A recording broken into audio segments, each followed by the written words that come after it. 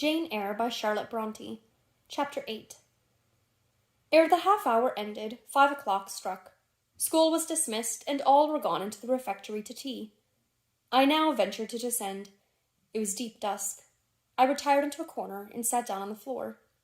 The spell by which I had been so far supported began to dissolve. Reaction took place, and soon, so overwhelming was the grief that seized me, I sank prostrate with my face to the ground. Now I wept. Helen Burns was not here. Nothing sustained me. Left to myself, I abandoned myself, and my tears watered the boards. I had meant to be so good, and to do so much at Lowood, to make so many friends, to earn respect and win affection. Already I had made visible progress. That very morning I had reached the head of my class. Miss Miller had praised me warmly. Miss Temple had smiled approbation. She had promised to teach me drawing and to let me learn French if I continued to make similar improvement 2 months longer. And then I was well received by my fellow pupils, treated as an equal by those of my own age, and not molested by any. Now, here I lay again crushed and trodden on, and could I ever rise more? Never, I thought, and ardently I wished to die. While sobbing out this wish in broken accents, someone approached. I started up. Again, Helen Burns was near me. The fading fires just showed her coming up the long vacant room. She brought my coffee and bread. "Come, eat something," she said, but I put both away from me, feeling as if a drop or a crumb would have choked me in my present condition. Helen regarded me, probably with surprise. I could not now abate my agitation, though I tried hard. I continued to weep aloud. She sat down on the ground near me, embraced her knees with her arms, and rested her head upon them. In that attitude she remained silent as an Indian. I was the first who spoke. "Helen, why do you stay with a girl whom everybody believes to be a liar?" "Everybody, Jane? Why, there are only 80 people who have heard you called so, and the world contains hundreds of millions." "But what have I to do with millions? The 80, I know, despise me." "Jane, you're mistaken. Probably not one in the school either despises or dislikes you. Many, I am sure, pity you much." "How can they pity me after what Mr. Brocklehurst has said?" "Mr. Brocklehurst is not a god, nor is he even a great and admired man. He is little liked here. He never took steps to make himself liked. Had he treated you as an especial favorite, you would have found enemies, declared or covert, all around you. As it is, the greater number would offer you sympathy if they dared. Teachers and pupils may look coldly on you for a day or two, but friendly feelings are concealed in their hearts, and if you persevere in doing well, these feelings will ere long appear so much the more evidently for their temporary suppression. Besides, Jane," she paused. "Well, Helen?" said I, putting my hand into hers. She chafed my fingers gently to warm them and went on. "If all the world hated you and believed you wicked, while your own conscience approved you and absolved you from guilt, you would not be without friends." "No, I know I should think well of myself, but that is not enough. If others don't love me, I would rather die than live.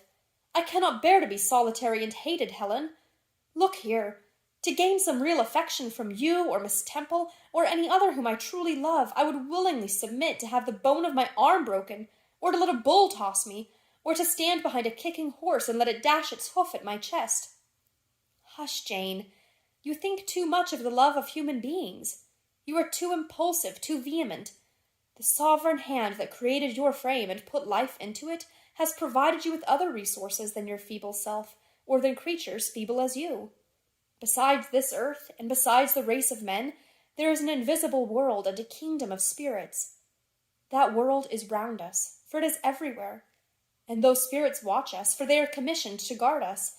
And if we were dying in pain and shame, if scorn smote us on all sides, and hatred crushed us, angels see our tortures, recognize our innocence, if innocent we be, as I know you are of this charge Mr. Brocklehurst has weakly and pompously repeated at second hand from Mrs. Reed, for I read a sincere nature in your ardent eyes and on your clear front. And God waits only the separation of spirit from flesh to crown us with the full reward. Why then should we ever sink overwhelmed with distress, when life is so soon over, and death is so certain an entrance to happiness, to glory?" I was silent. Helen had calmed me, but in the tranquillity she imparted there was an alloy of inexpressible sadness. I felt the impression of woe as she spoke, but I could not tell whence it came. And when, having done speaking, she breathed a little fast and coughed a short cough, I momentarily forgot my own sorrows to yield to a vague concern for her. Resting my head on Helen's shoulder, I put my arms round her waist. She drew me to her, and we reposed in silence. We had not sat long thus when another person came in. Some heavy clouds, swept from the sky by a rising wind, had left the moon bare, and her light, streaming in through a window near, shone full both on us and on the approaching figure, which we at once recognized as Miss Temple. "I came on purpose to find you, Jane Eyre," she said. "I want you in my room, and as Helen Burns is with you, she may come too." We went.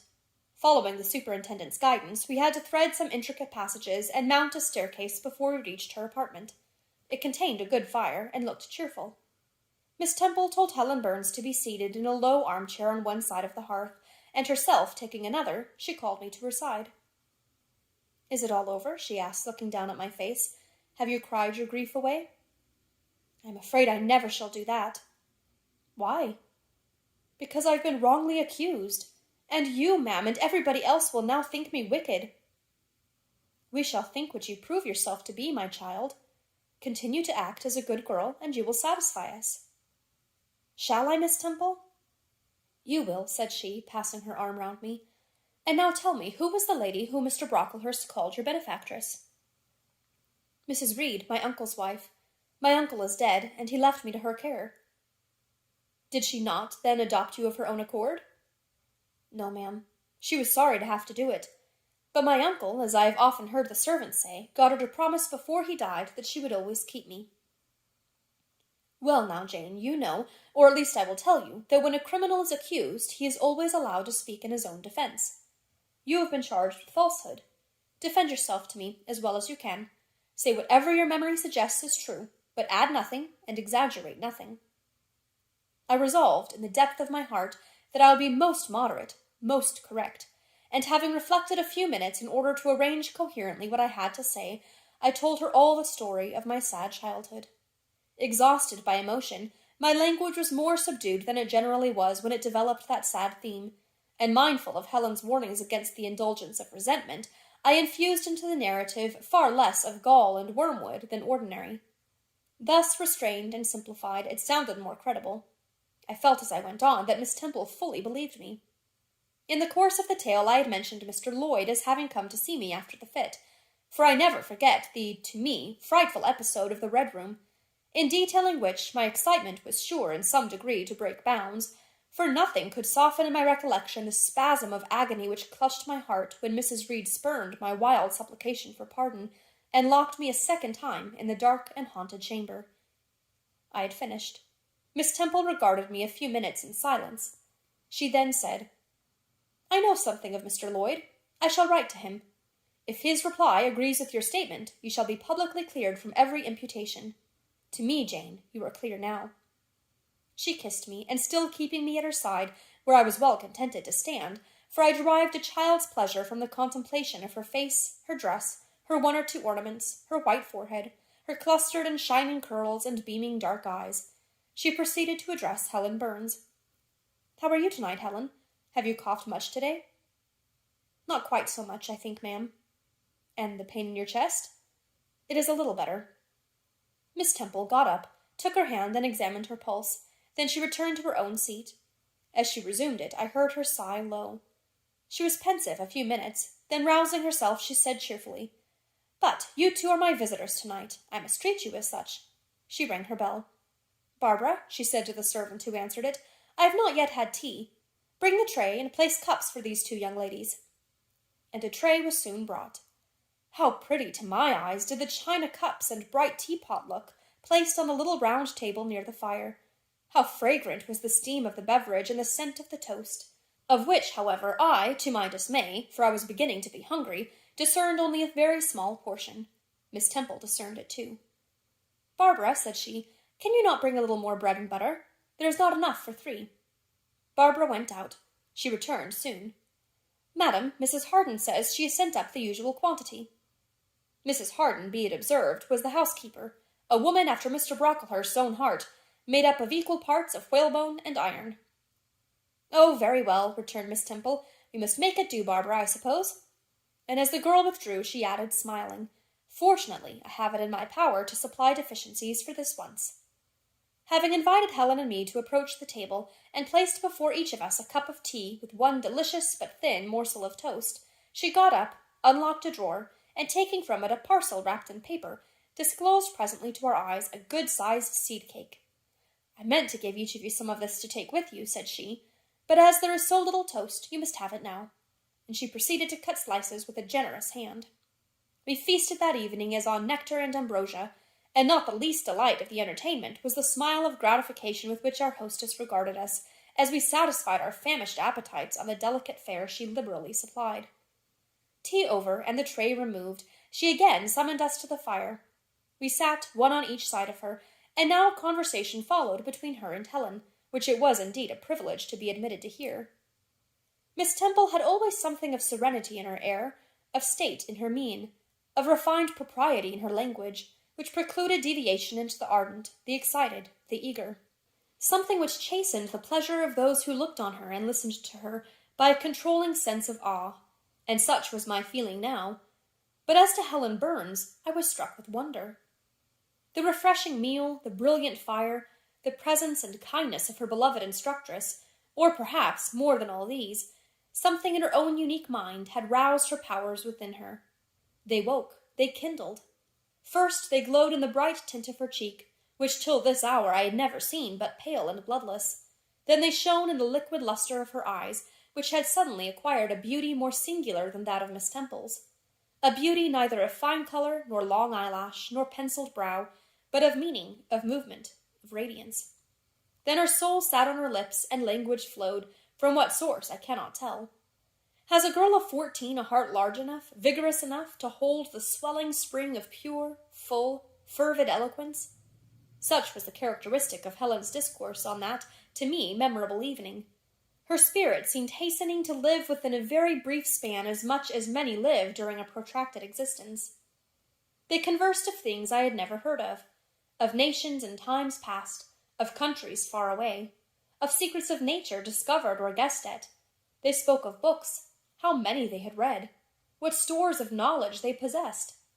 Then they seemed so familiar with French names and French authors, but my amazement reached its climax when Miss Temple asked Helen if she sometimes snatched a moment to recall the Latin her father had taught her, and taking a book from a shelf, bade her read and construe a page of Virgil.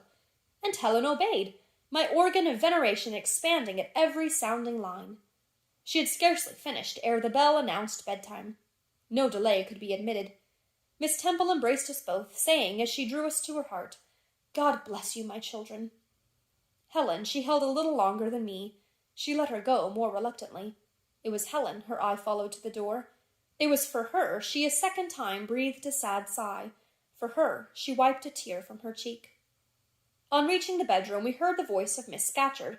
She was examining drawers.